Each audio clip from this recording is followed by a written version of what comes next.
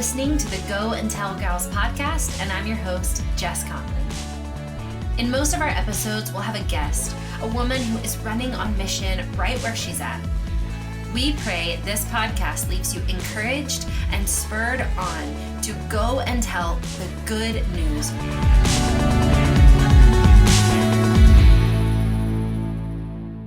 Hey gals, I'm going to give it to you straight today. When I set out to start this podcast a little over a year ago, there was one woman at the top of my list that I really, really wanted to interview. And it has taken us over a year to get the schedules right, to get all the things aligned, to have the lovely, the incredibly wise, the power-filled blessing that is Jo Saxton on the podcast today. This is a short interview that you are going to love. You are probably going to want to listen to it 2 or 3 times because when she speaks, we listen. So enjoy today's podcast.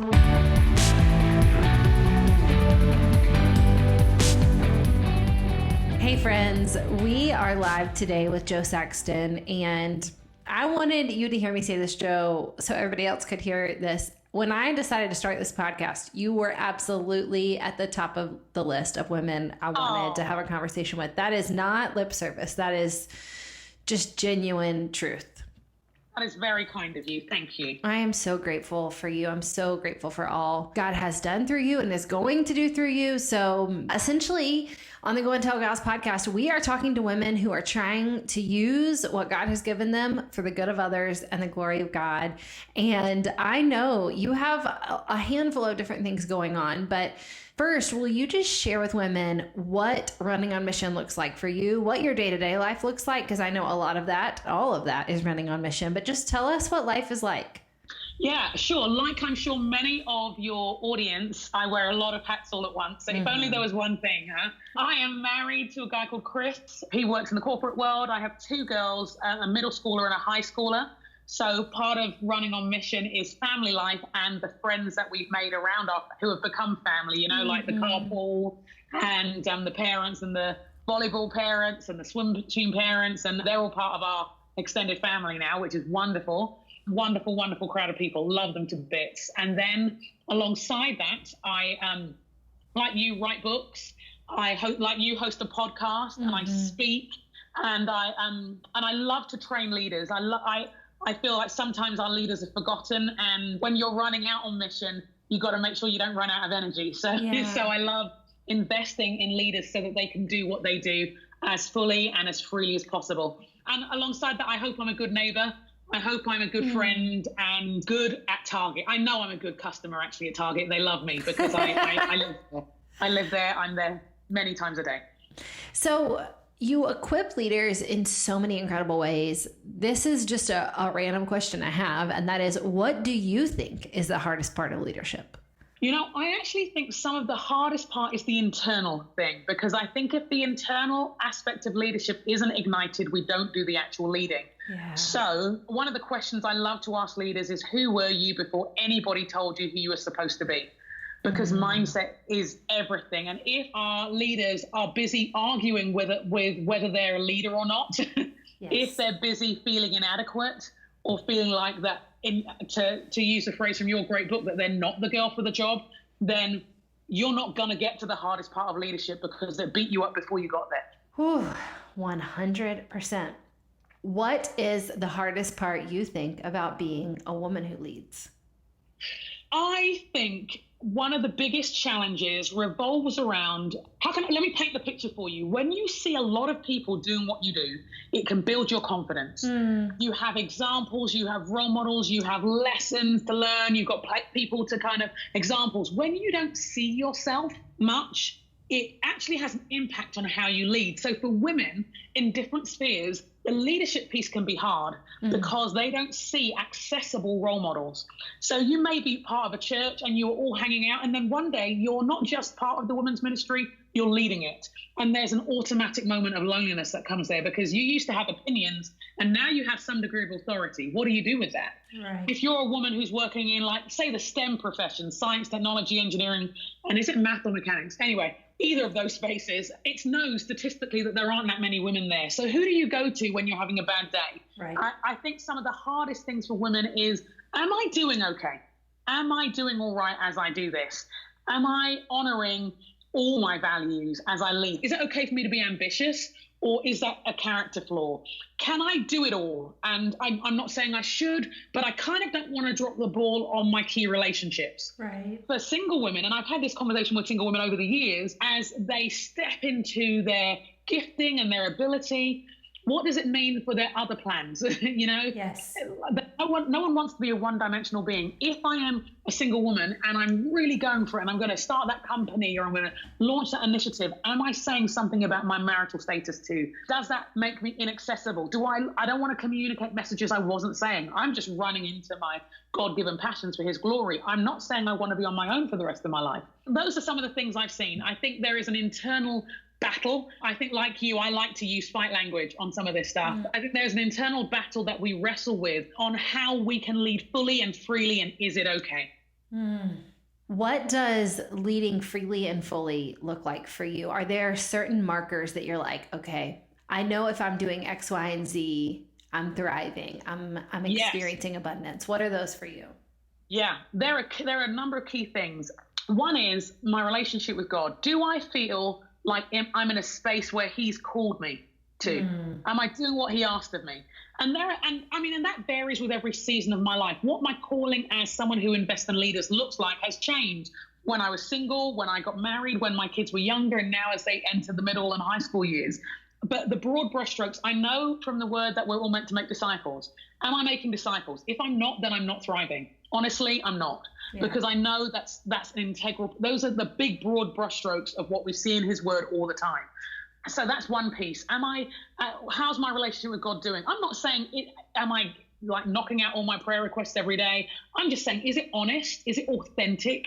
Am I engaged? Those are, am I actively seeking to be a work in progress in my relationship with God? That's a key one. The next key thing are my significant relationships. In my case, at this stage of my life, it's my husband and my children. How are those relationships? Am I showing up? Am I attentive? Am I engaged? Again, perfection is not what I'm looking for. Am I attending faithfully to the responsibilities that have been given there? And again, that looks different in different chapters of my life. I struggle to say this in a way which doesn't sound really weird, but in some ways, the relationship I have with myself. Am I agreeing with what God has said about me, or am I living old stories? That is a huge one for my health, because some things happen on a loop. There are battles that have been won long time, but I've noticed for me, there are certain moments where an old story will come up again. And I think it's just really healthy to identify for us as leaders. Are there certain rooms you walk into when you feel you're 12 again? Are there certain moments where you suddenly, you've been fine, you get on the scales and suddenly you've got to be thin? What happened? And I'm continually learning to identify what those things are on my terrain. Am I doing well in my health? And for me, that is not a size, that is just activity. Am I moving? Am I doing things that bring me life? Those things help me thrive as a leader, because if I'm not thriving in my general well-being, in my character, in my wholeness, then my activity will suffer. It may not immediately, but it will eventually, and the people will too. So those are some of the things I've found. Again, in different chapters, I've needed different things. So sometimes it's been a place to process pain, to be honest, has been a key part of my leadership journey. I've needed a safe space where I can say it, because just because leadership is hard doesn't make it wrong. Right. Doesn't mean you're not being faithful to your call. Doesn't mean that you're in the wrong place. You can be in exactly the right place and it be agonizingly painful. But what I've needed in those times is a safe place. And sometimes that's been a counselor, sometimes it's been a mentor, sometimes it's been a good friend, sometimes it's been all of the above, as a place to process pain. So for me, if I've got those things in place, if my key relationships are good, if I'm treating my body well, like eating decently, sleeping well, just doing the basic ordinary things, because at the end of the day, you've only got one body, so you mess that up. And do you know what I mean? Yes. If you burn your body out, then your leadership doesn't get to thrive anywhere. So if I find I've got those key healthy relationships and I'm looking after my well-being, then I'm positioning myself to do well in leadership. I wondered if you'd say something about the body, only because I have to tell you, sometimes I think I only go running because you go running. Like sometimes I wake up, and especially in the middle of the winter, but when you've gone and run in what I can only assume is, millions of feet of snow because it just looks like too much, and it's 62 degrees outside in Charleston, I think I have no excuse. I'm going to go running because Joe went running today. Yeah, because real talk, you don't have an excuse. When I don't. I believe it and I receive it. And I just want you to know, sometimes I only go because you've gone.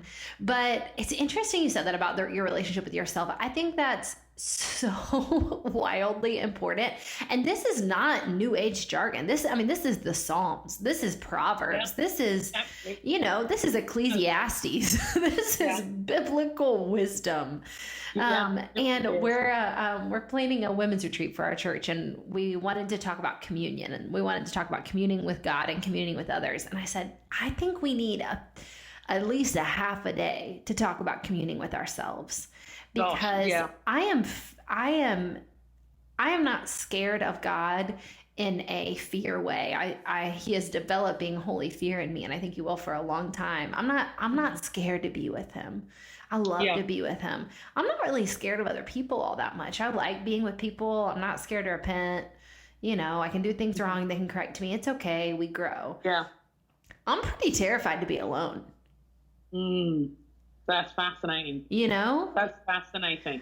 And it is so much harder for me to spend like quiet, intentional solitude where I'm not reading and I'm not praying and I'm not listening to a sermon.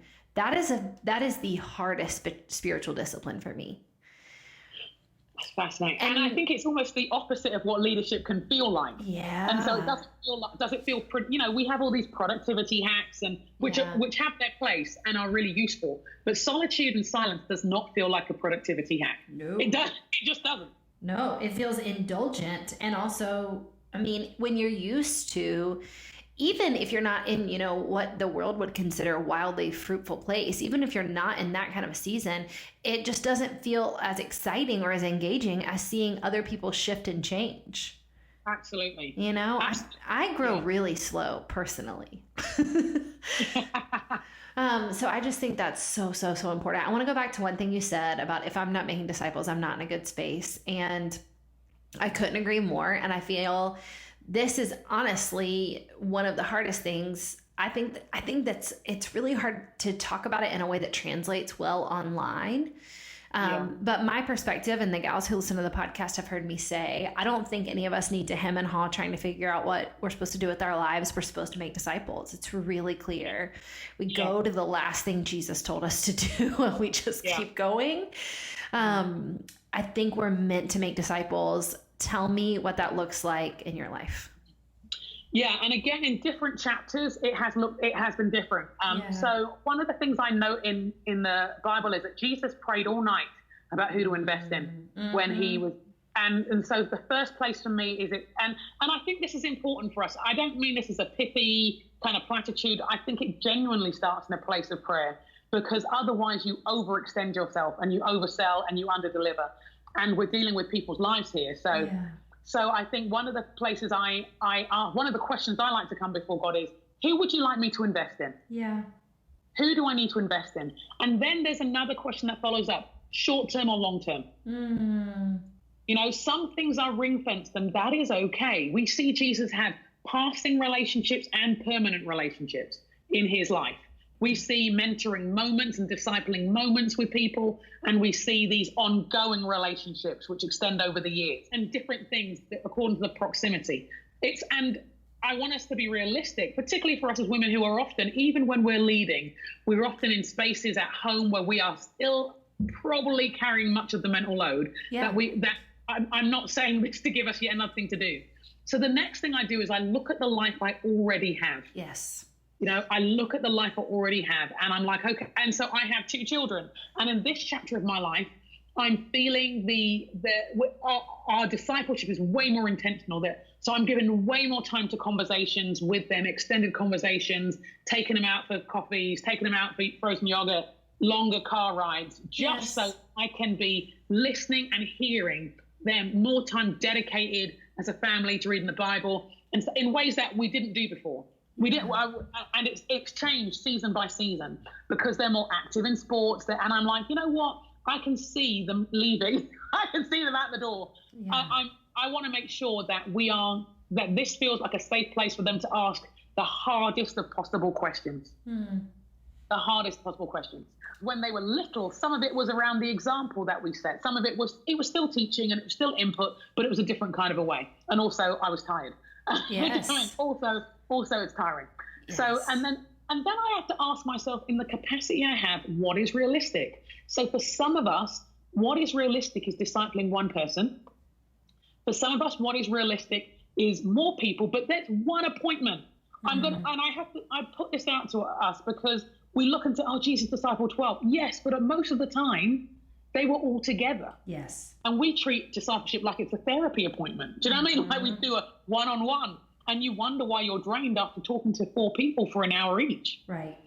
Do you know? It's like, I'm not a therapist. I'm not remotely qualified for that.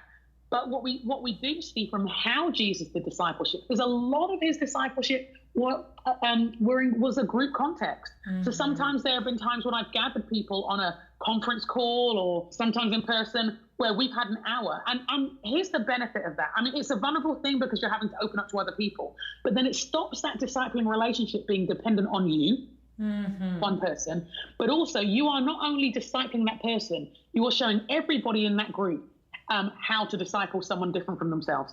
Yeah. I'm down for a coffee date. I love a coffee date, but that cannot be discipleship. I mean, there's just not enough hours in the whole world for us to do that only, you know? I love when we can make it happen, but that cannot be the only thing.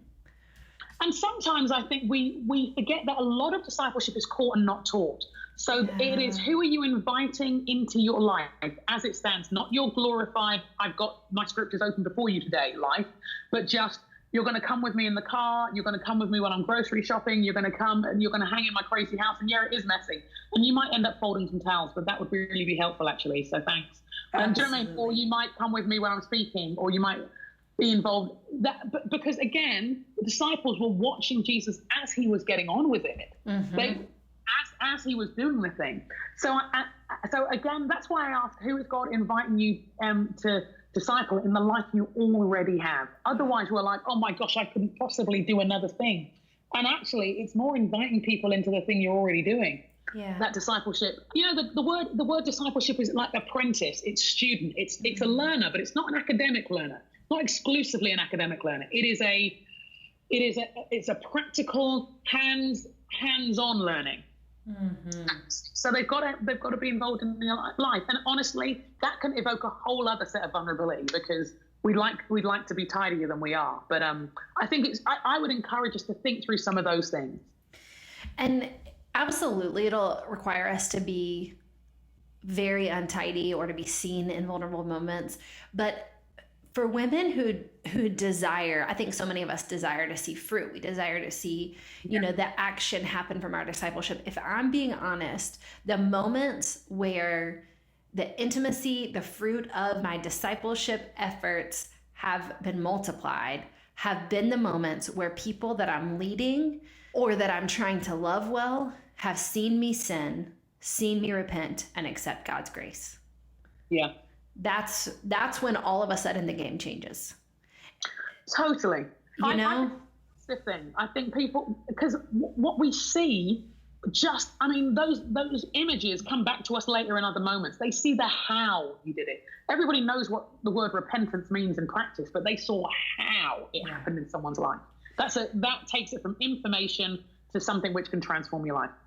You can teach women about grace. I mean, we could have a million coffee dates and talk about grace, but nothing teaches grace by me actually really screwing up, you seeing me screw up, me saying, I'm sorry, and then me moving forward in freedom and not shame and not blame and not pretending like it didn't happen, but just saying like, I did do that. I did it on purpose. I did. Yeah. I'm going to try not to do it again. We'll see. So good. So good. Like if we really want fruitful, powerful, to see some quick fruit, that's been I don't want to do that. I don't try to enter into that, but that's when I see things move forward.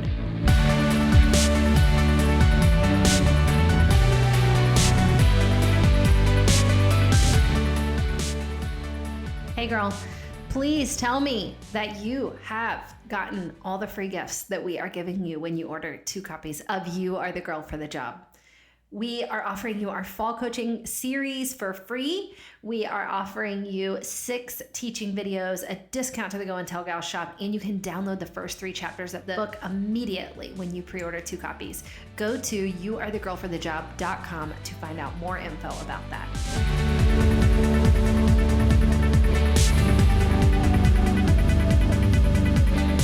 Okay, what is a challenge for you in this season of running on mission?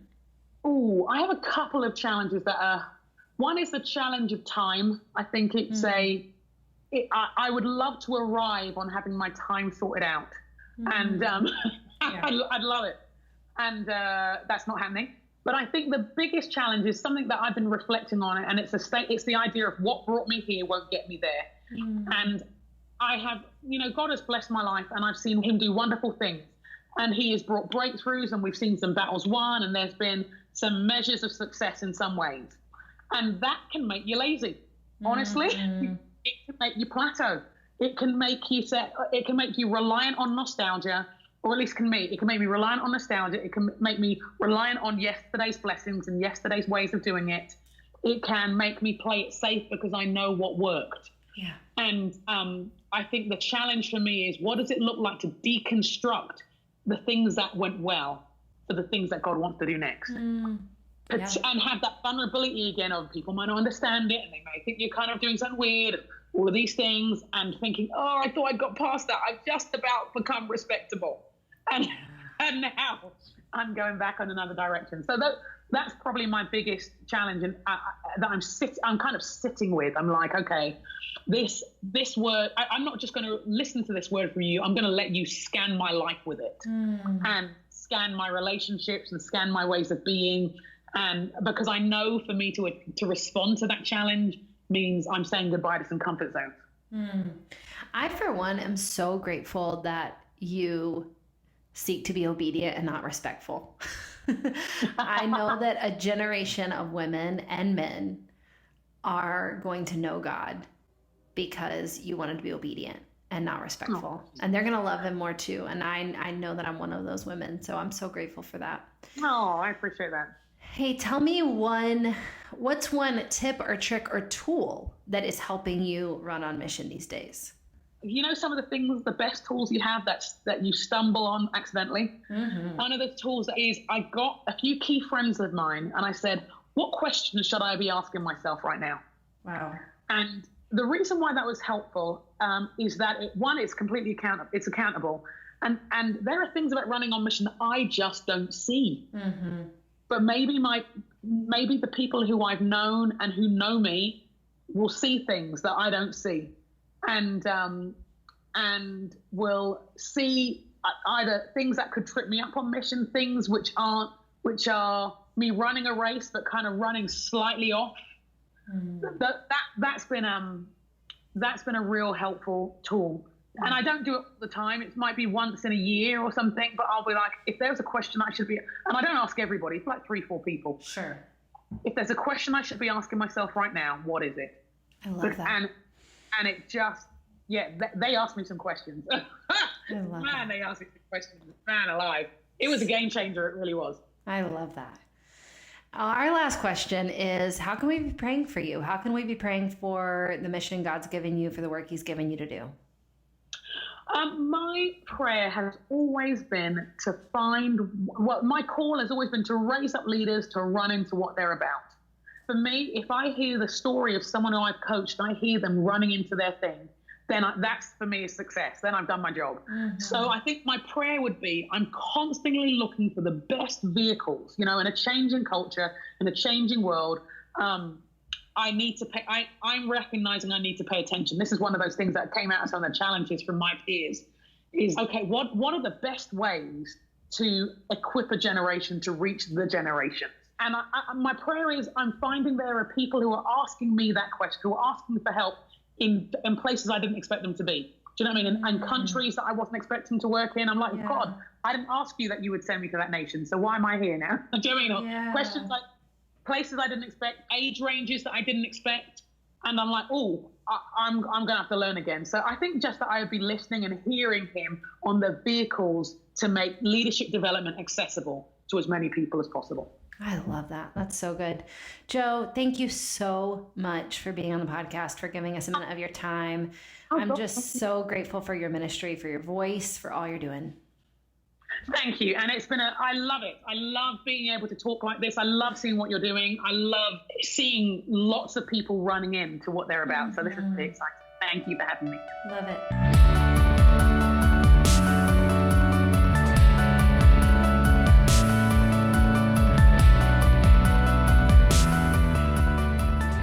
Friends, I loved this episode. I loved this interview so much. I want to tell you one thing. Joe talks a lot about the people who are right in front of you, and we share so much regarding this in You Are the Girl for the Job. We have a whole section called Who Are Your People, and we talk about who's already listening to you. So if you've ever wondered, who is it that God has given me to disciple, to lead, to serve, to bless? If you've asked that question and wanted God to give you the answer, and you need some tools to help you answer it, would you go pre-order the copies of You Are the Girl for the Job? Because I want you to be able to hear those chapters and see them and work through that question for yourself. We are so grateful for you, and we will see you next week on the podcast. Bye, friends.